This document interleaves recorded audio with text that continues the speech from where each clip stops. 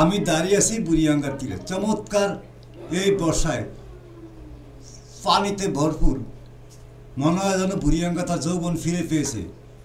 মানুষ এপার ওপার যাতায়াত করতেছে, চমৎকার একটি দৃশ্য। মনে হয় যেন গ্রামে সেই ঐতিহ্যবাহী নৌকা বাইচ খেলতেছে, কারণ যার যার মতে শেষে পানি পেয়ে, যৌবন পেয়ে বুড়িগঙ্গা নদীতে সবাই যার যার মতে খুব স্পিডে ট্রলার চালিয়ে ওপারে এপার যাতায়াত, এবং নদীর মাঝখানে মনে হয় যেন একটি আশ্চর্যজনক দৃশ্য, যা দেখলে মনে হয় এই কি সেই বুড়িগঙ্গা। চমৎকার একটি দৃশ্য।